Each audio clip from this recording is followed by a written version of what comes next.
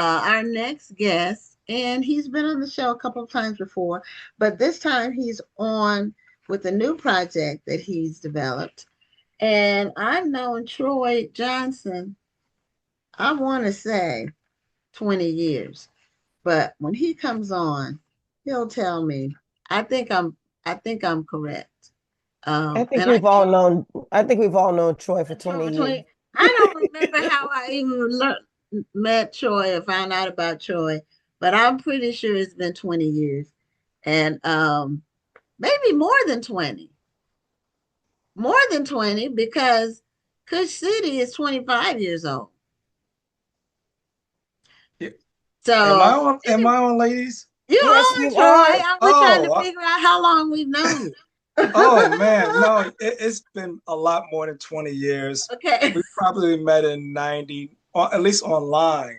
We probably met in 99, 2000 Okay. at the latest. Yeah. Yeah, yeah, at the 2000 latest. at So the that's latest. 25 years. That's 25 That's solid years. solid. Yeah. Yeah, it's Uh, only been 20 years for me. I've only been in the field in the game for 20 years. So Yeah. oh, okay. Now we met when we first started Kush City. Somehow I forgot how, but somehow we Troy might remember how exactly, but I don't. Well, I you were always, super technical. So I was always looking for other people doing what I do, just to be able to talk shop. Just somebody who could relate to what I'm doing.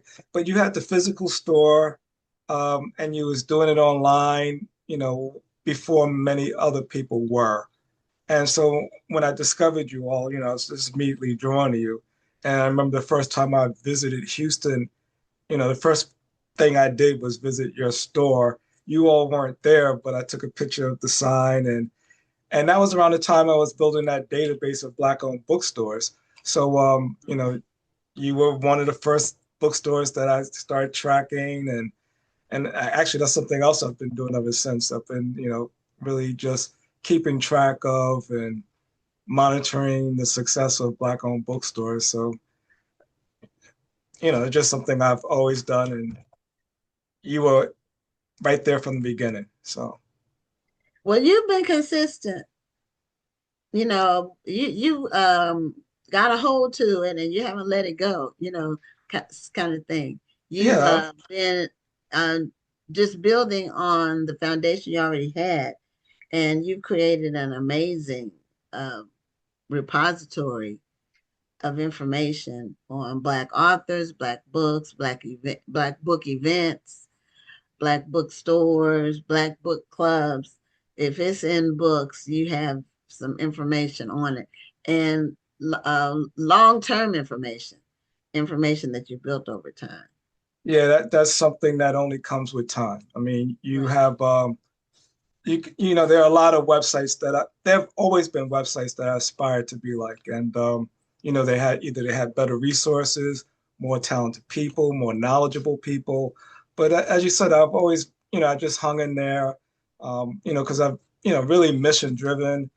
I've done it for years where I wasn't making any money, and done it for years when I was losing money. And, Mhm. it's been my livelihood since 2008. So I haven't been able to lose a ton of money since then, but I would do it for free if I could. And you know, just the knowledge that I'm able to acquire and share. And as you said, just this evening, I sent someone an email. They mentioned Kwame Alexander and Jerry Craft. And these are two people who are extremely prominent today.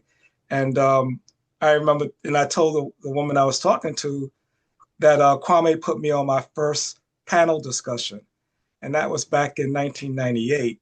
And that was an event that I covered called 360, a Revolution of Black Poets. And it was an Mm. event that had people like Hakeem Mahabuti, Kwame, Kalamu Yasalam, just Mary Evans, a lot of people who I, just being new in the book business, I was just discovering. So there's a whole bunch of poets, Jessica Care Moore, and that information is on my website. So I shared it with her, and she was just floored. She was like, that must have been a great event. But that, no one else is going to have that event chronicled on the web. And so, I've done that with that event. I've been to your event several times. in Houston a number of times when it was at Falls River, the church, the convention center, Hmm. hotels. Yeah. And the really cool thing about your event is you always have, top name authors. So I would see, whoever, Walter Mosley or Eric Jerome Dickey, and Mhm. you could meet any and everybody at that event.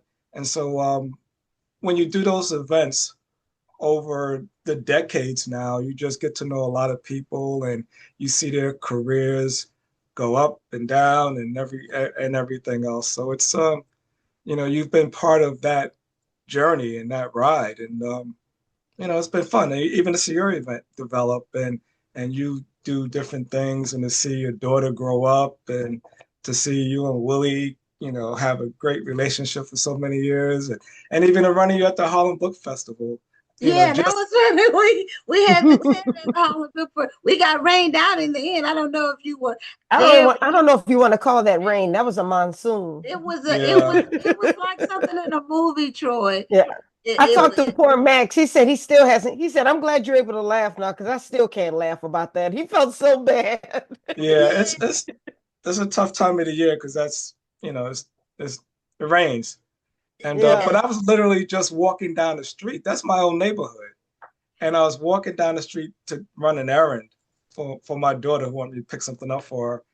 And I was like, holy cow, the festival's here. So I ended up spending hours there just talking to old friends and customers, and then running into you all there. And, so I'm glad I stumbled upon it. It's And just, New Yorkers know New York. It's so funny. You say you lived in that neighborhood.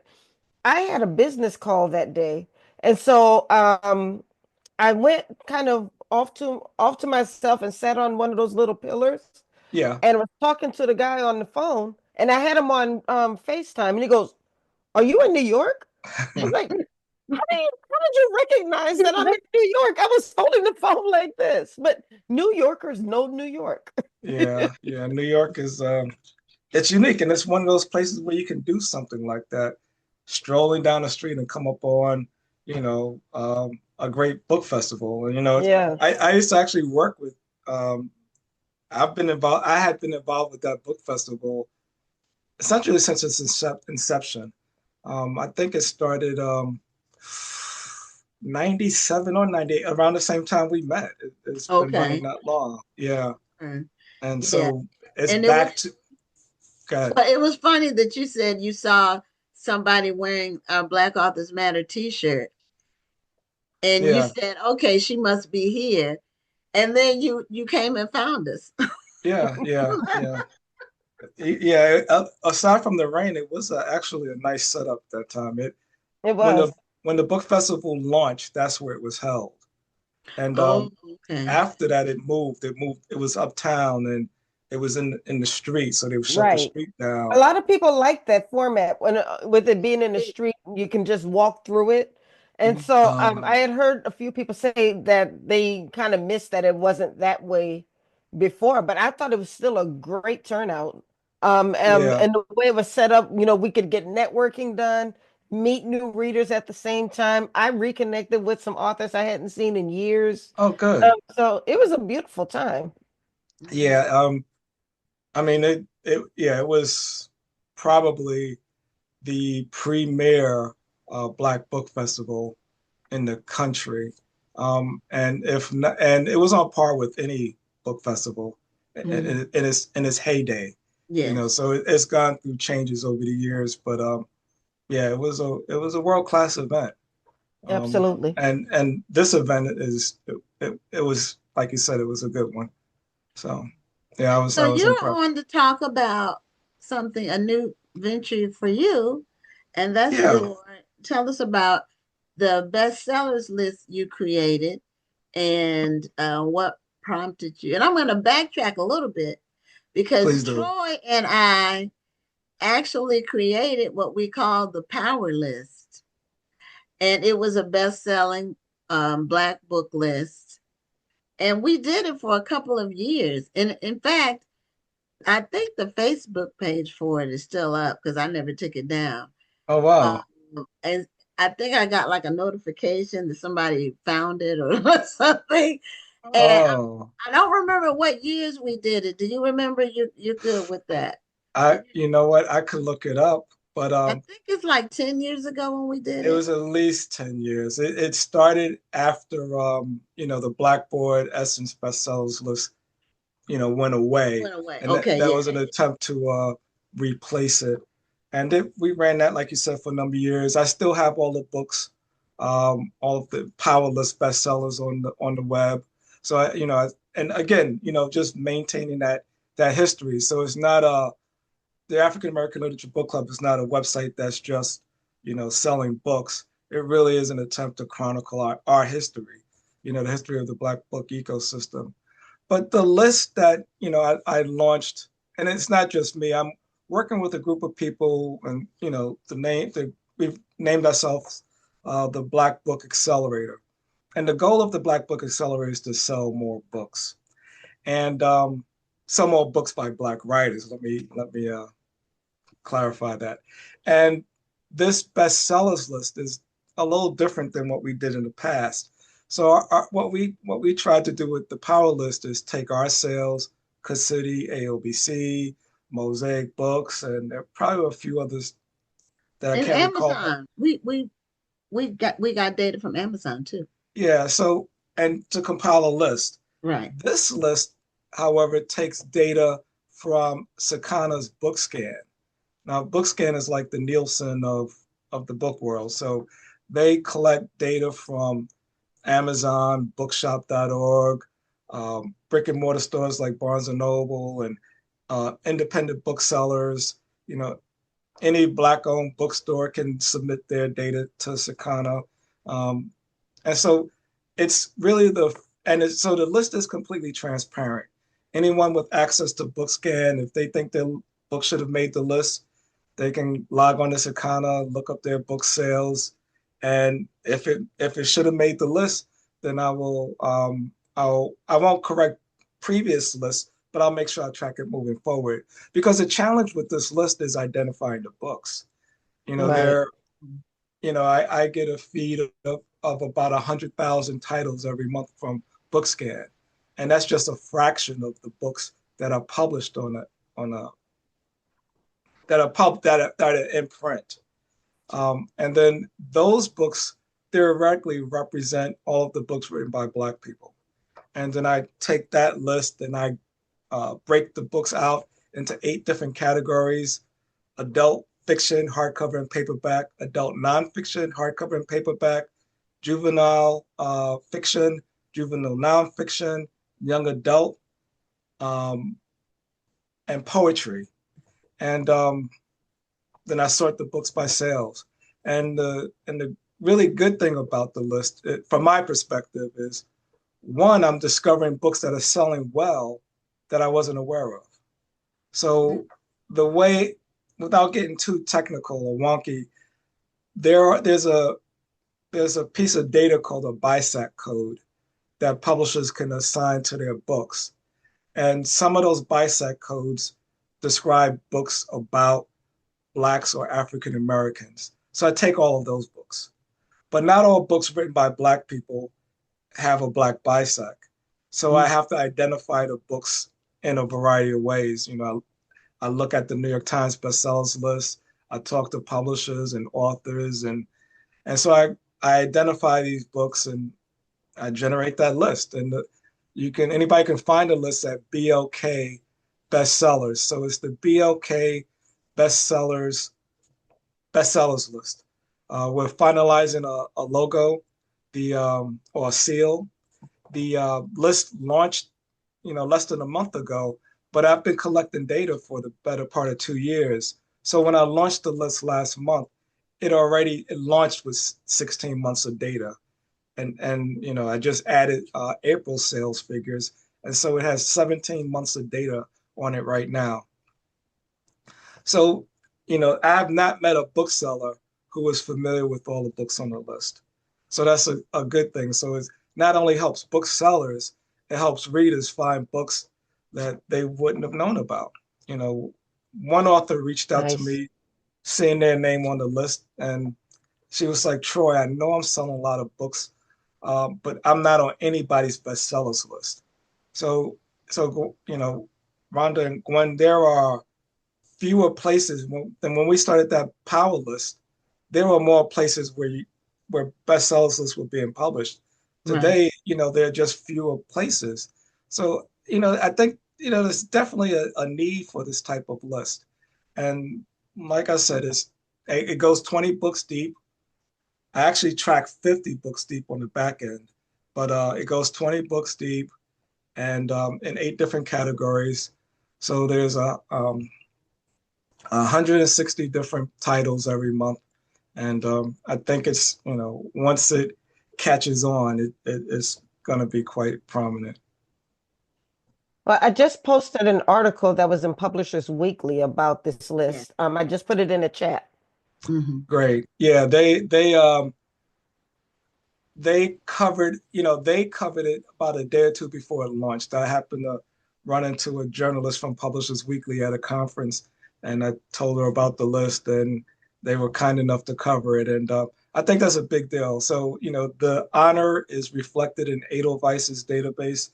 And again, that's, unless you're in the book industry, you might not be familiar with it, but it's a place where booksellers can get galleys, electronic galleys of upcoming titles from all types of publishers. So, and they can learn about books and get reviews. And so, if a book is a BLK bestseller, there's an honor icon in Edelweiss's system, and so Right. that's a good thing. Oh, So okay.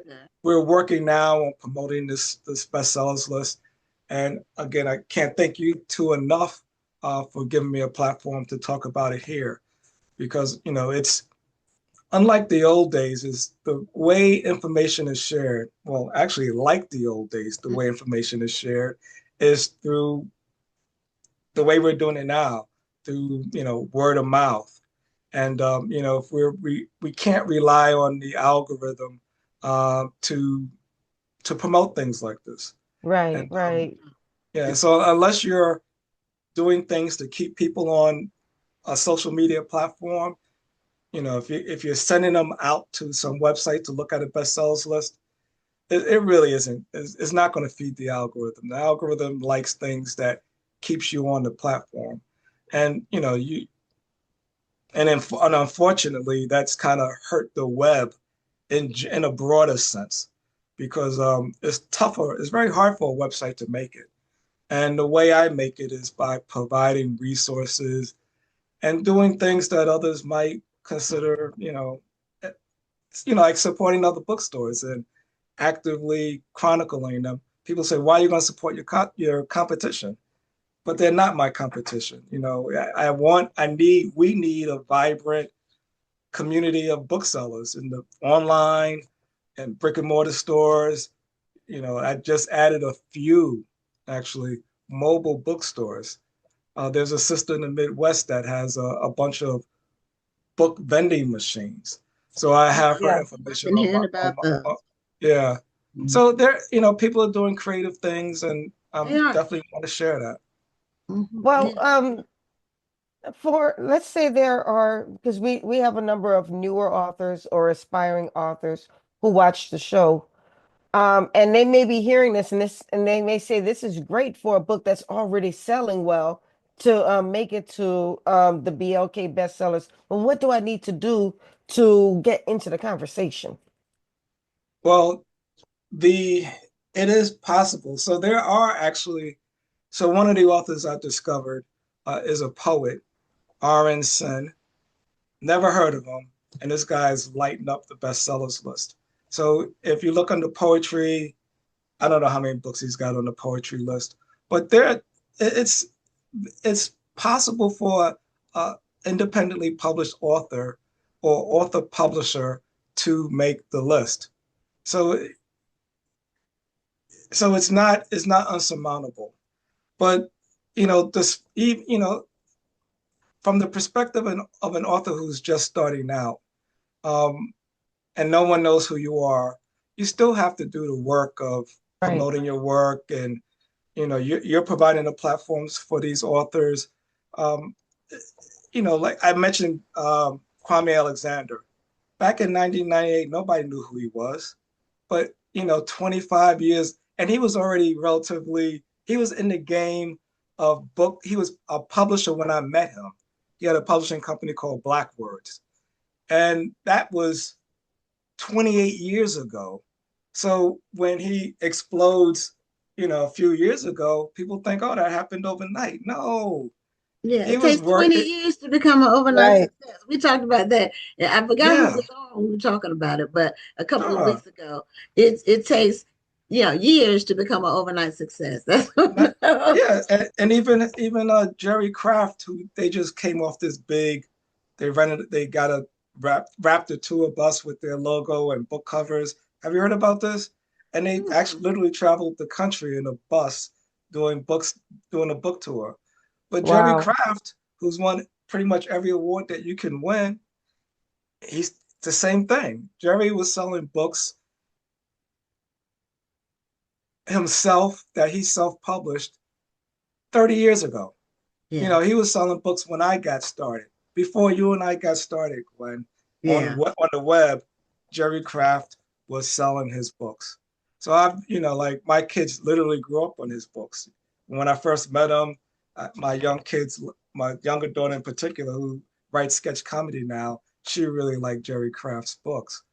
So yeah, another 30-year overnight sensation. So I And would, that's why new authors, they'll say, well, how do I get this, that, and the other? And they have one book. I'm like, okay, the yeah, people that you look up to, that you see that are, as you said, winning awards now, are really like, they might have 100 books. yeah, It yeah. might have No, been book 50 before they really, really had a breakthrough, or book 5 or 10. I know I had a breakthrough with my fifth book about debt-free yeah, college, I and remember that. that gave me a breakthrough. So it is not, and the thing is, that was a book I didn't plan to write. Wow. Wow.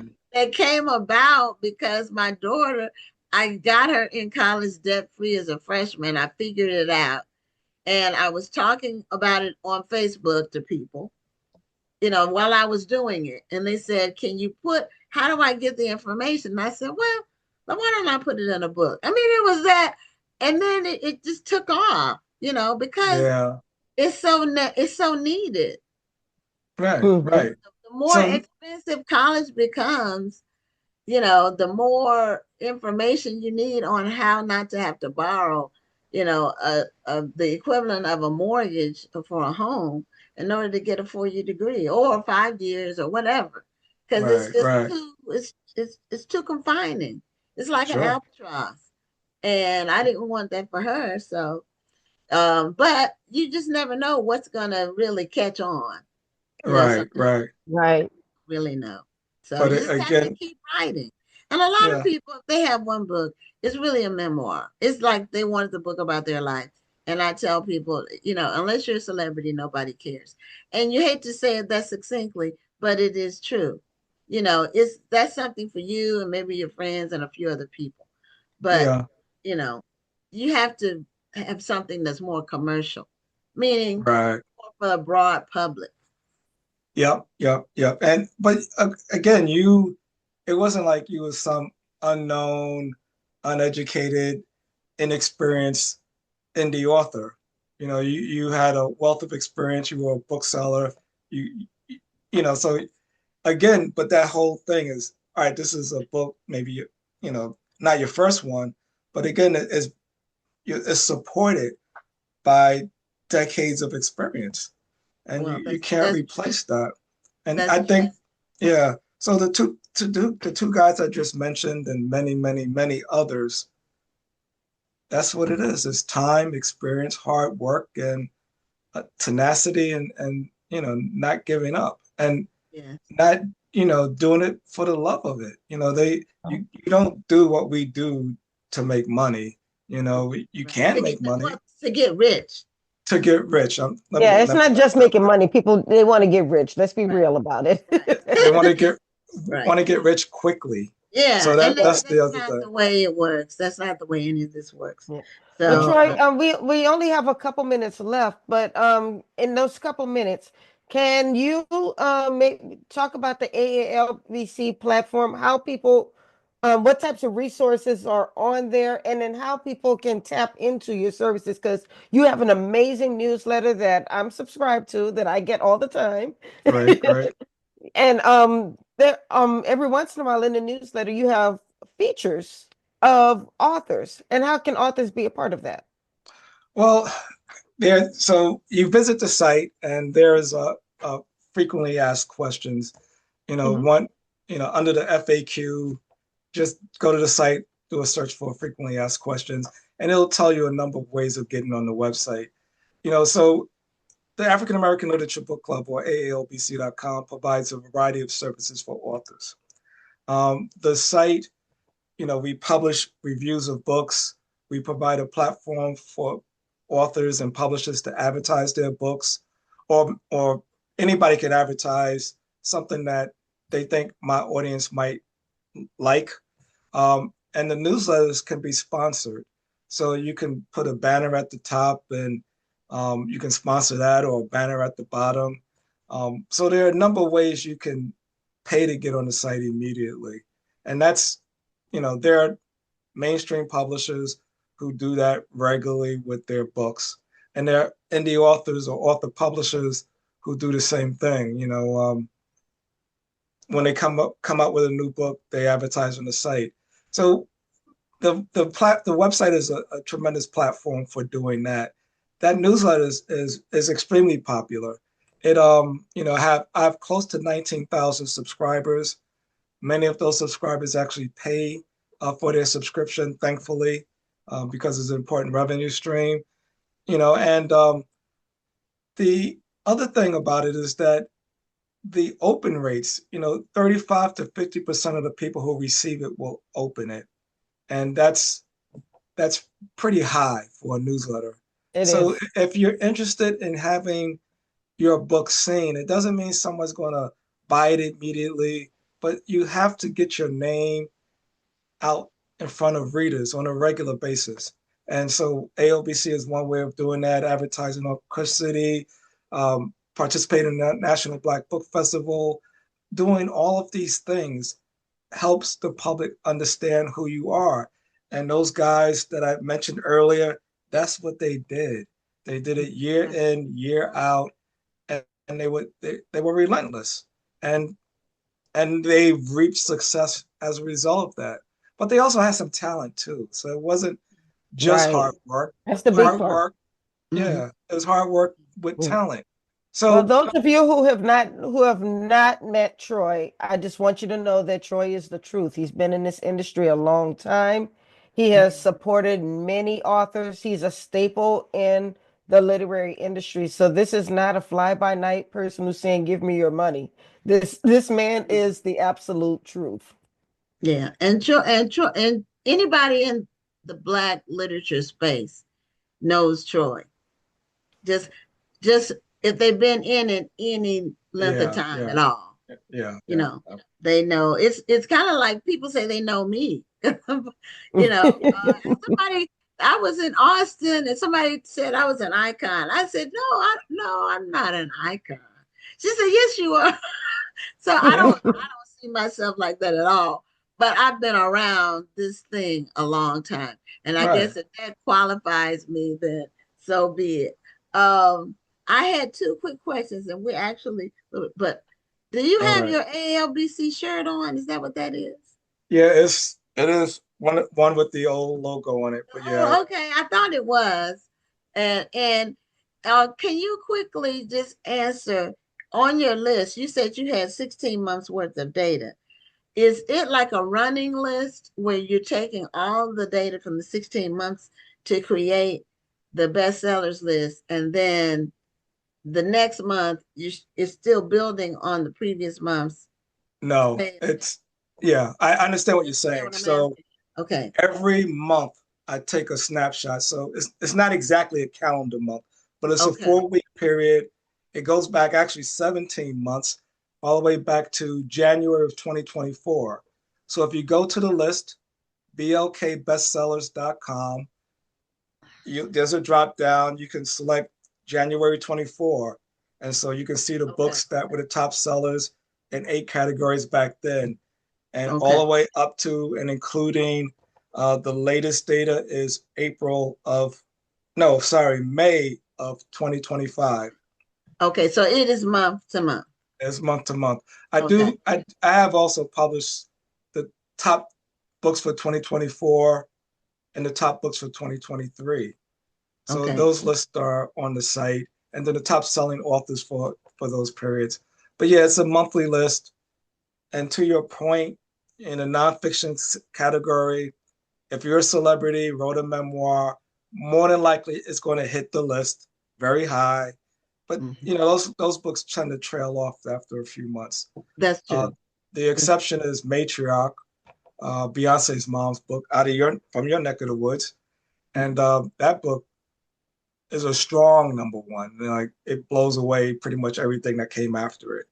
And so it's been I believe it's the number one seller for the last 2 periods since it's come out. So that's for a nonfiction book, that's pretty strong, But Mhm. I know we're done. But the other thing about that list is you get interesting information out of it, and like some of the top selling children's books with Black characters aren't written by Black writers. So our list excludes Mm. those books, but Okay. it was an interesting discovery to me. Now, people in the children's book space knew that, but I didn't know it until I was looking at the data. So it just speaks to the fact that there are structural hindrances in the Black book in the ecosystem of publishing that prevent our books from selling as well as they could. And that's why the work that you all are doing is so important, because you help change that. And that's the group of that's what the Black Book um, Accelerator is trying to do. And I'll leave you with one more thing. You might have heard of Kevin Johnson, the former Yes. mayor of Sacramento, Mhm. who founded a bookstore, Underground Books in Sacramento, California, former NBA All Star. Hmm. He is actively involved now in trying to help Black booksellers organize. And so I'm actually really excited about his efforts because he has the resources and connections to actually do something really impactful. That's amazing. We got Yeah, to get him on the show, Gwen. yeah. Yeah, You know I what? know. We, Get we'll talk about that off okay. camera. All I'll right. send you some information. Yeah. Okay. Thanks a lot, Troy, for being on the Okay. show. Great. Congratulations on your new venture. Thank you very much. Thank Okay. you, Troy. Take care We'll now, see. We'll ladies. be seeing you. All right. Okay. Bye bye. Okay. Bye bye.